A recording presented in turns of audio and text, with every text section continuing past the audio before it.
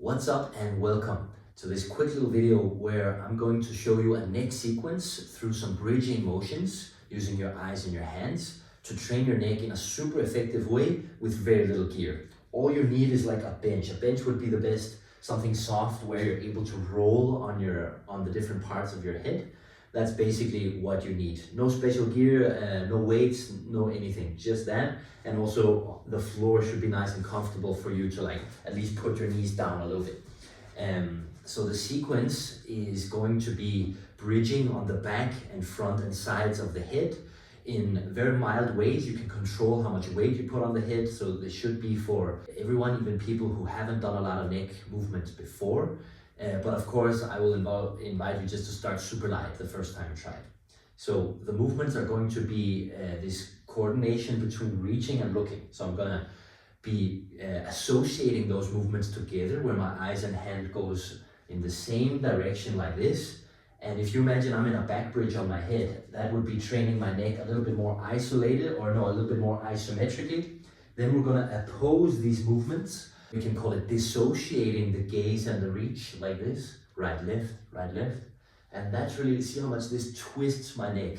So that puts the neck in a rotated position. We get a lot more relative motion. Maybe it's gonna feel a bit weird or uncomfortable, but the whole purpose of this is to put your neck in positions that are sort of a bit more towards the extreme, somewhere where you'll get in a position potentially of danger and be ready or more ready for that. So it is a bit of a misalignment practice, because often we don't want to move like this.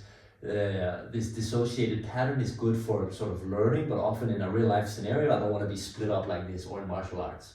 So take a look at the sequence. We're going to do back bridge, front bridge, and side bridges, basically associating and disassociating the gaze and the reach. I hope you really enjoy this and implement it into your practice. So we're going to start with the back bridge, which is the strongest bridge. Walk your feet closer to make it easier and really lift your hips up. That's going to make the movement lighter on the neck. So here's the associated reach and gaze, and here's the disassociated one, again, which you don't have to push to the biggest range of motion, especially not if it's uncomfortable. Again, use your feet to make it lighter or heavier. Here's the front bridge, where I'm just going to stand and roll on the neck. The front of the neck is not as strong as the back of the neck. So again, I like this option. You can also be on your knees. Then on the sides is, I like to have one hand lightly in the floor for balance, and I can still get a lot of pressure on the head. Here's the disassociated one. That's going to feel super weird and also amazing, I think. So those are the 4 bridges, and I hope you enjoy them. Okay, so you've seen the original workout that I did, the raw setup, and how I played with it there. I just want to give you slightly more support if you're unsure of the starting positions and how to make it feel good, because it's not necessarily entirely easy. But once you get it, I think you're going to feel how powerful it is. Again, for comfort, the most important thing is the softness of the bench. But let's look at, I'll sort of walk you through each of the options, starting with the back bridge. So if you're new to it, to bridging, just being on your back like this and walking your butt out would be a nice isometric to start with, just holding it. And from here you can also start to look for your reaches. And I'll not go entirely on my side, because I'm saving that for the side bridge, right? So I'm going like to sort of the back corner of my skull, not more than that. So I'm keeping sort of the pressure on my trapezius here. The seated option, you can go for that one for quite a while before progressing. The next one can also be a little bit prohibitive because of the knees, but see it anyway. I'll get under myself like this, so my hips are up, and now there's definitely a little bit more pressure. And just this couple of centimeters, if I walk out, it's much harder. Every centimeter I walk out now, this is much tougher than before. Again, you can practice your isometric here, or go into your reaches. Remember, not go too far.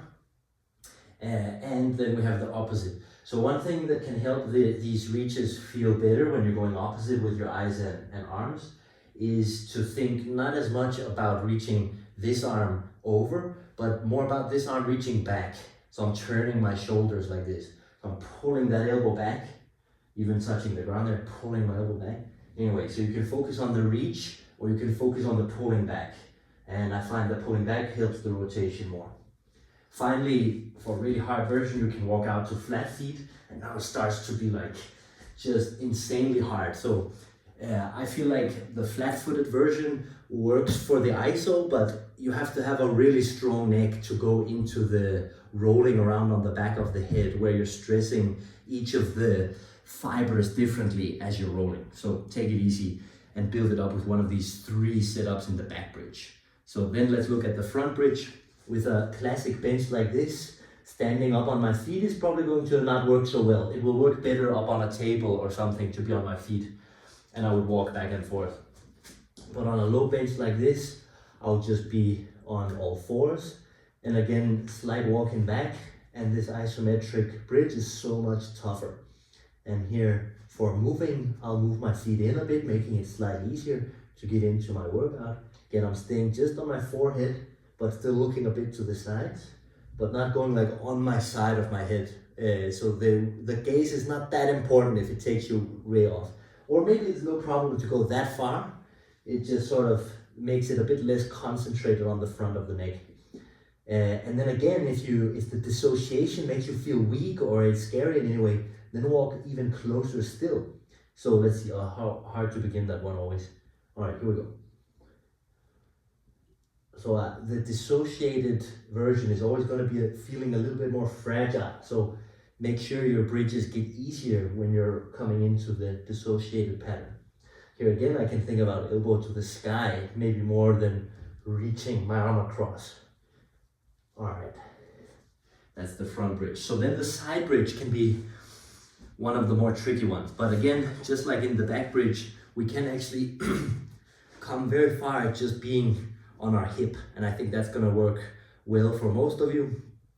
The ISO is probably okay without arms, but then when you start moving, your elbow can find its way somewhere, or if you were higher, it would be on the arm like you saw previously.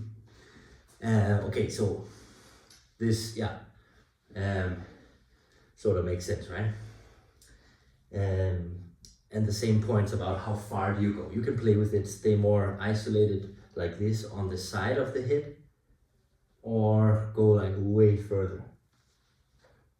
Anyway, the next one would be to come onto the knees. And here with this low setup, I feel like it's sort of, either I have to go all the way out, and this is really tough, so I really need my elbow, or I can sort of do, for balance, this split position, so my legs are like this. I think that's the one I gravitate towards, but feel free to come into this one as well. Yeah, I feel, let's see, it's easier to move my hips around with the mermaid, so that's why I prefer it. So then I can more easily sort of get into the pattern in a way that feels flowy. Let's try the dissociated one. And it's actually a nice inner thigh workout too, to lift my hips here with this back leg. Although, let's see, I'll give this one a try as well. Anyway, you have to play with it sort of to find your way. Yeah, here I don't feel strong enough to lift my hip off the ground in this bridge. In the mermaid, I can just hold the ISO, but I wouldn't firstly feel ready to start rolling around without my elbow down. And I'll repeat on the other side, of course. So I hope this walkthrough of the starting position helps you, because if the starting position doesn't work for you, or if it's way too tough, then you might injure yourself with the movements. But I hope you can see how you can really scale it up, keep your hips on the ground, and really feel the movements. And I hope you're gonna feel well-rounded, super strong and solid around your neck after this type of training. If you wanna combine it with your martial arts or something else, then actually I find doing it before works well. Because I think the warm-up effect is bigger than the fatigue. But if you're just doing it for reducing your risk of concussions or there's so many benefits to training your neck, then just slowly progress, give this workout or these 3 bridges, keep them in your practice, or maybe do, 10 workouts, and see how your neck feels different, how the bridges start to feel more comfortable and you feel stronger, putting that pressure in different directions through your head.